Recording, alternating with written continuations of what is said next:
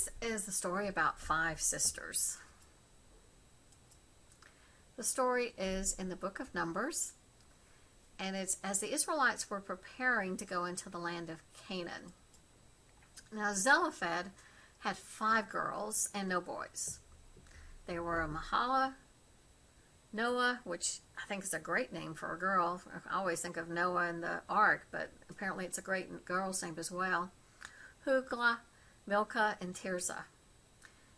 When everyone was talking about having land once they get into the land of Canaan, the girls realized that they were not going to get any land because only men could inherit, and their dad had died.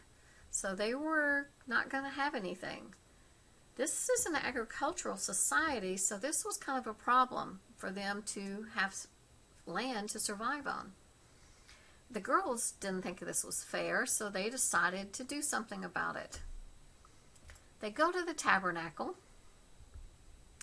At the tabernacle, they find Moses, Eleazar, and a bunch of the other leaders just kind of hanging out.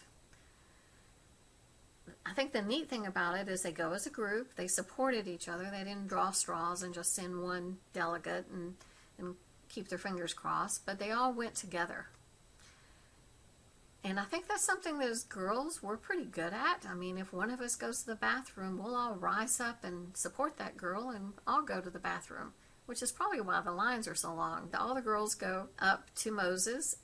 They explain the issue, that women can't inherit, and therefore they're not going to be able to support themselves when they get into the land of Canaan. To me, this would have been pretty intimidating to go up to Moses. I mean, he's a big shot. He's a big prophet and has done a ton of stuff. Of course, he's also pretty old at this point. So they showed a lot of courage to address the issue and not just complain or wish somebody else would take care of it. I think Moses shows the kind of leader he was because he listened to the girls. He didn't just ignore them because they were women or pretend to listen and then blow them off. He said, I will ask. And Moses is kind of unique in that when he asks, then the person he asks is generally God. So Moses asked God, and he says, daughters of Zelophehad are right. You're going to tell everybody that women can inherit the land if all the guys are gone.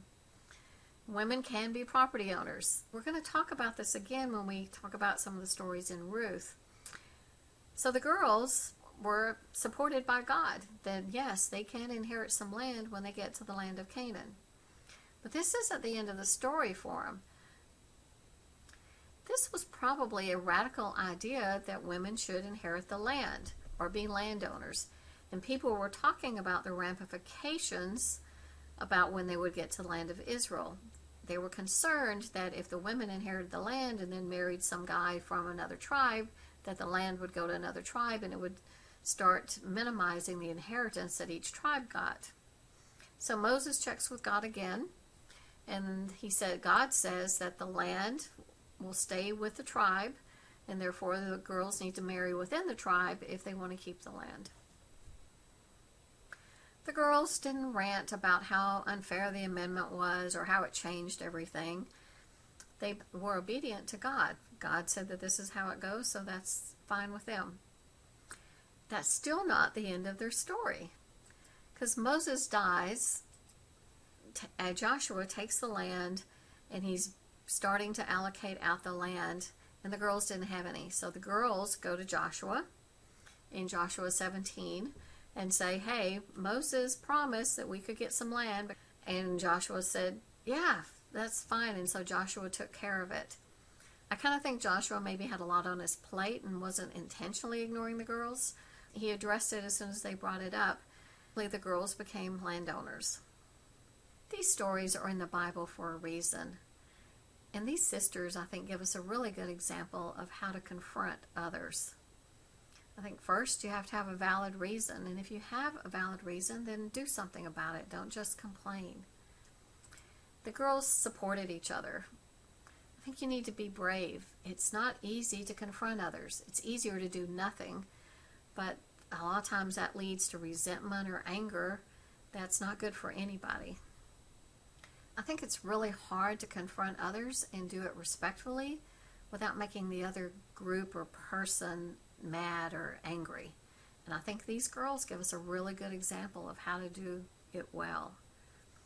When the girls got an amendment to the original decree, they went along because it was from God, and they didn't argue about the change wasn't unfair, so they were always obedient to God. And finally, they kept coming back until it got done. Even though they had God telling everybody that they should inherit, they had to go back to the leader again after it all happened in order to get it finished. And I think that's a really good example of being persistent, but respectfully persistent until they got the land that God had promised them. When I walk away from the story, I think about these girls as a good example of how to confront others, and as the first to ask for fair treatment for women, and that God said, yeah. Thank you.